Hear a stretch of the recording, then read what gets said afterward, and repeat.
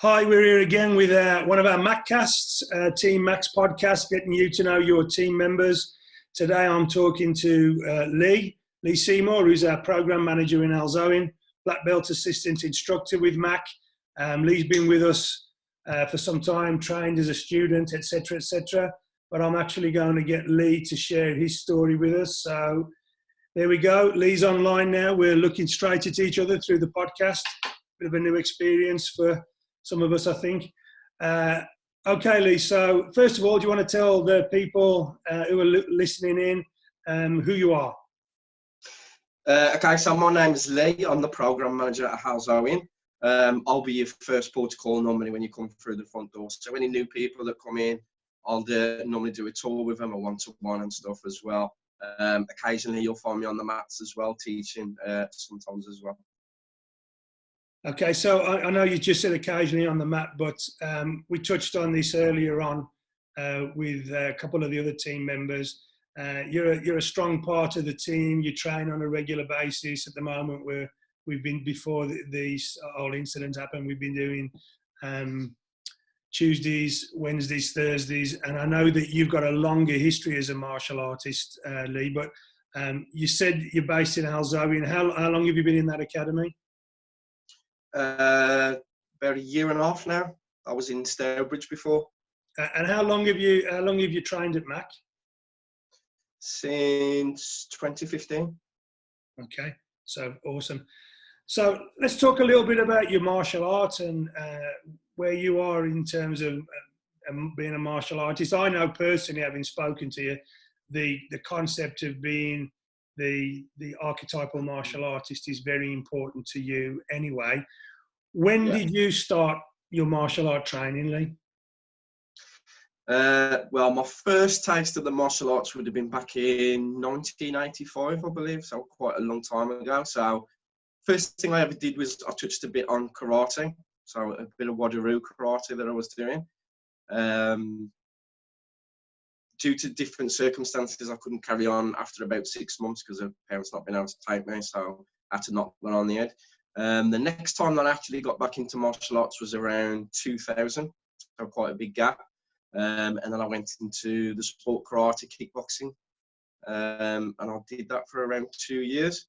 I also had a venture into the Aikijitsu a little bit, and then I come to Mac.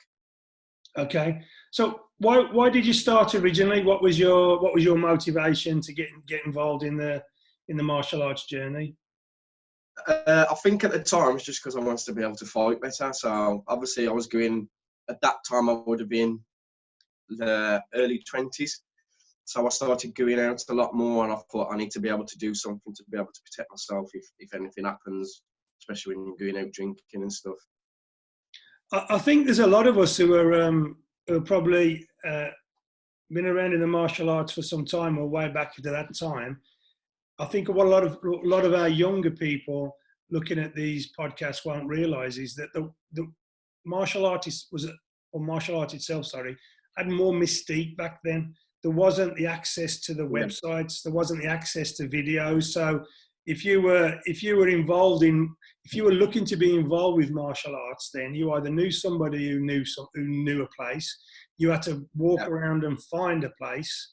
And a lot of, back in those days, I can remember my first training experience was in a factory in Brierley Hill.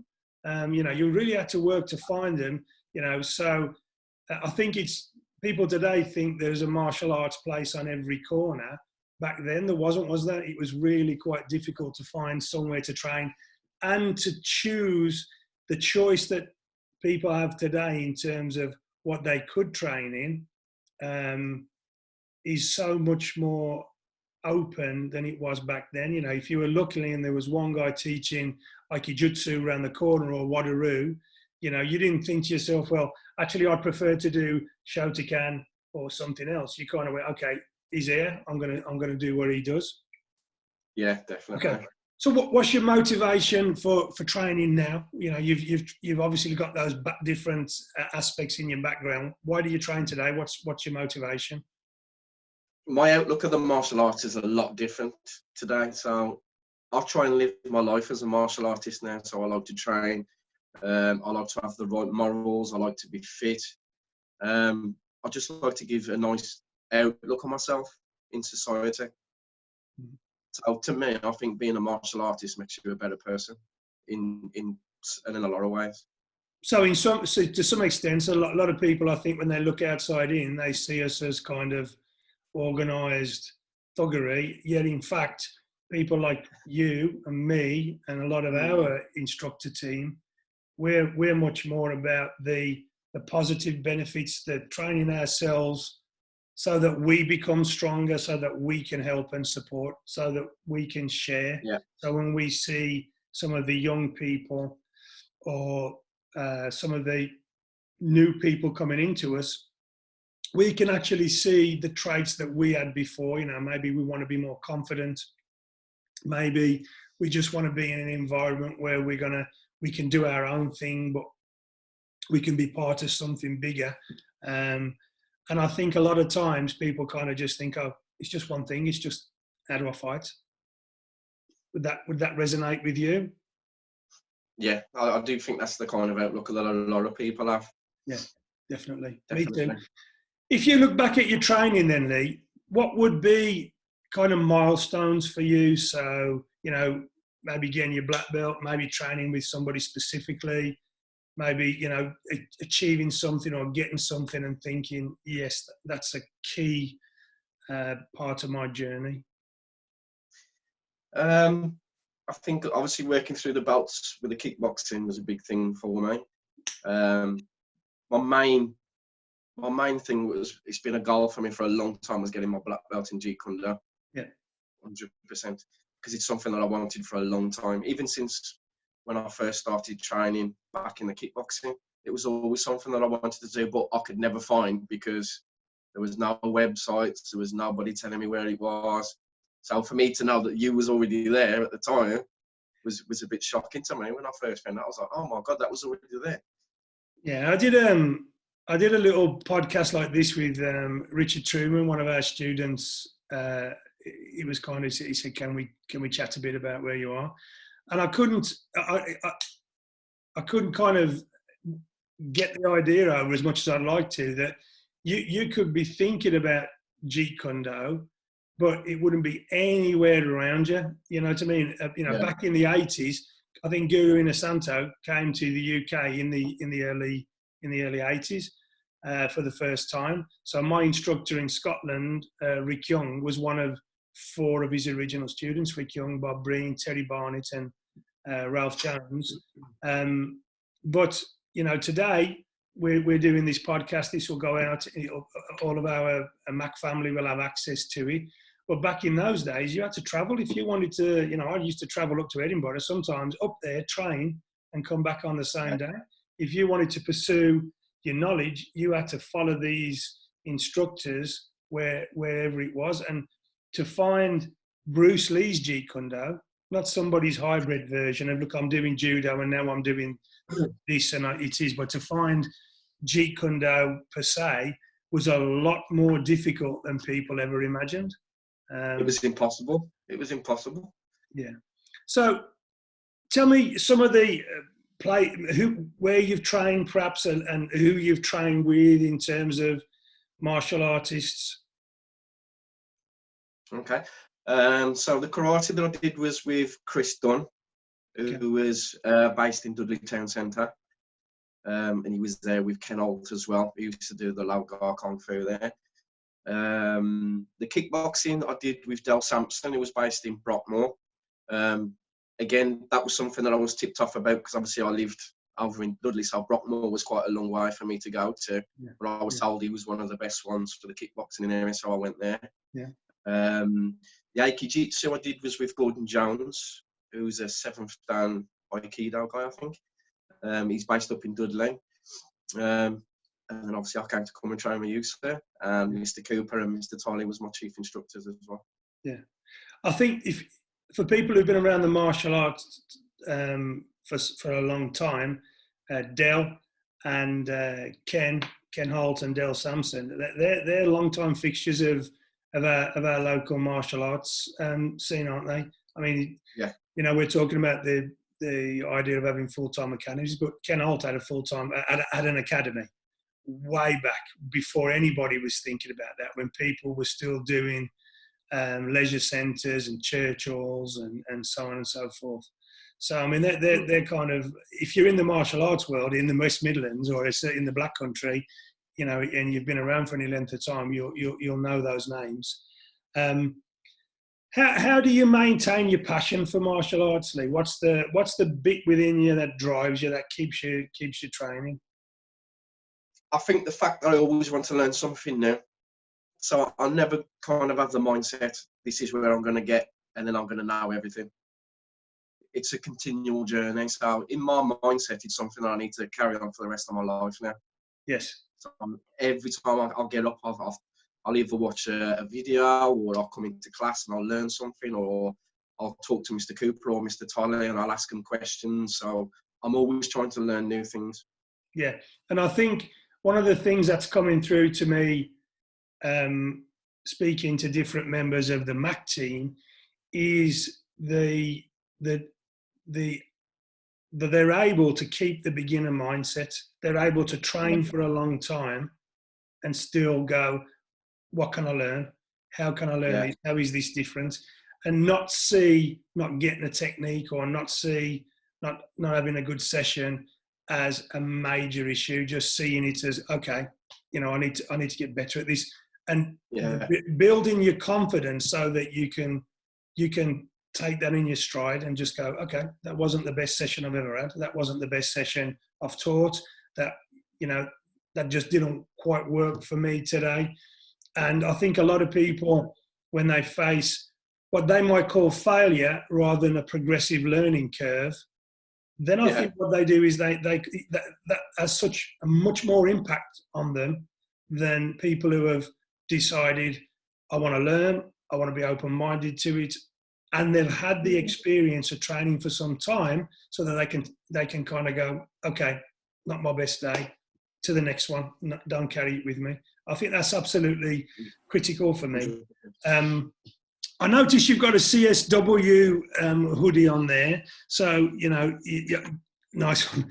You've trained with the likes of Coach Eric Paulson, Sensei Eric Paulson.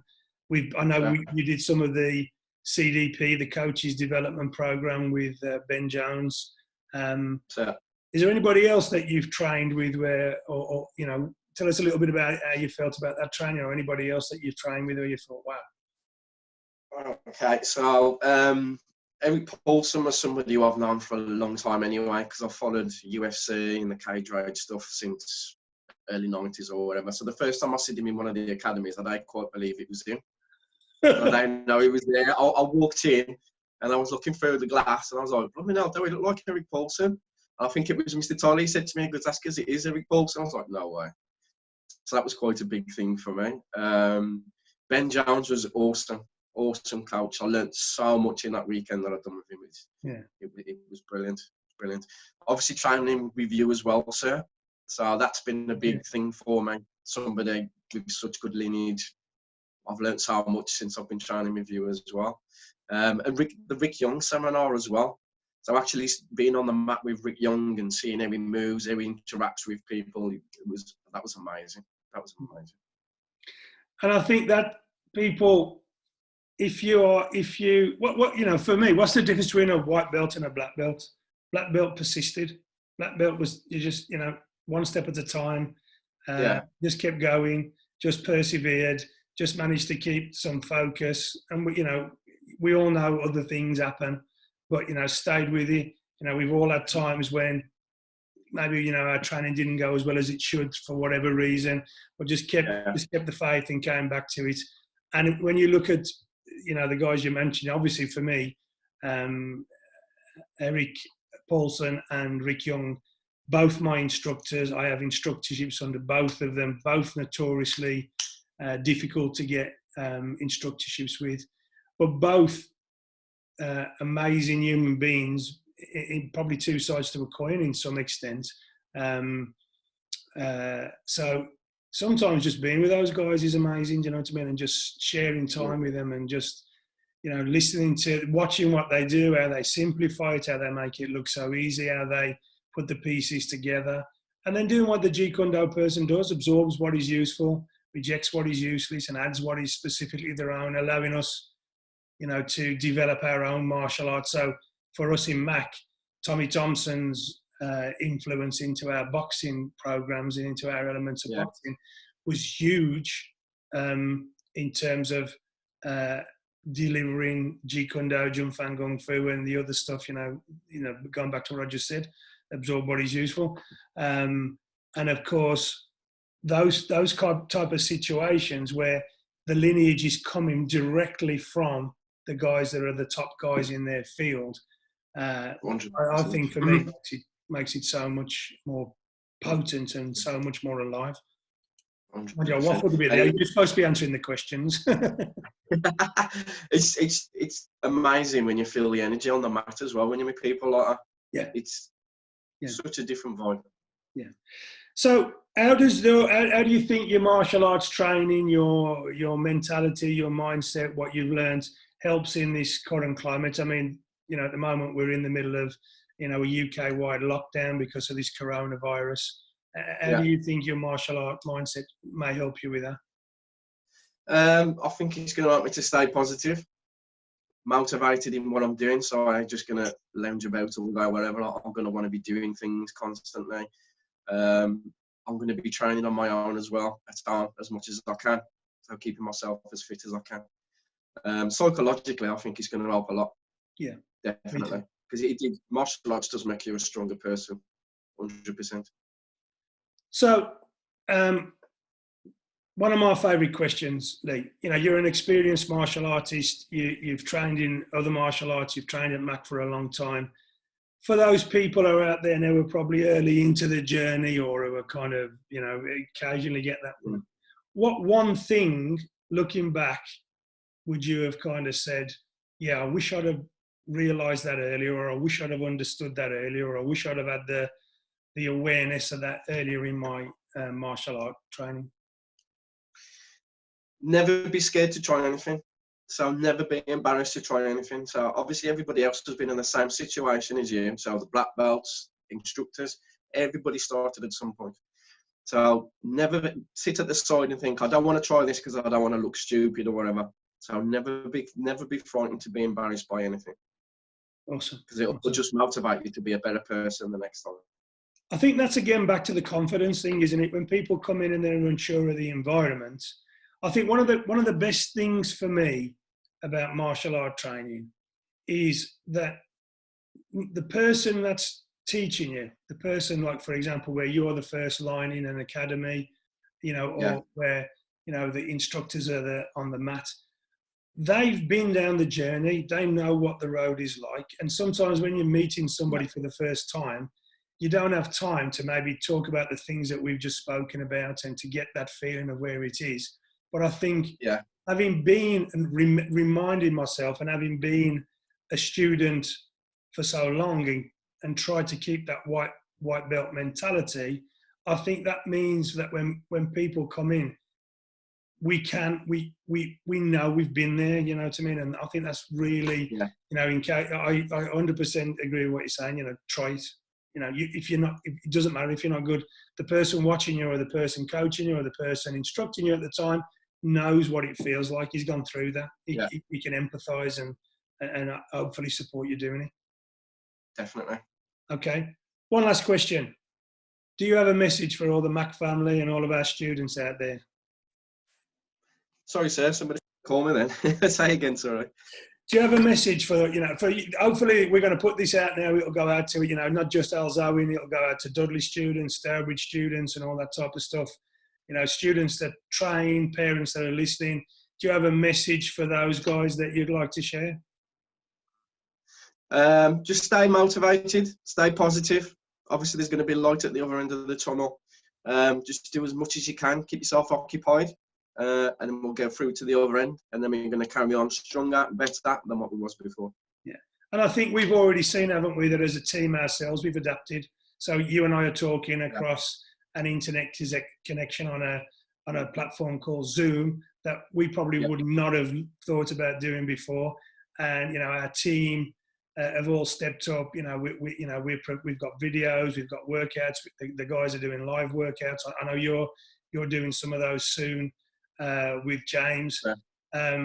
So we've tried to be as positive as we can, put the information out there for the families and the students to look at, and I'm with you 100%. Let's stay positive. So, listen, Lee, thank you very much for the conversation. It's been great to talk to you.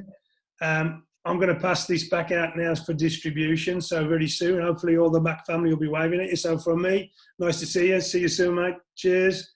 And thank you, sir. Bye. See you, sir. Bye.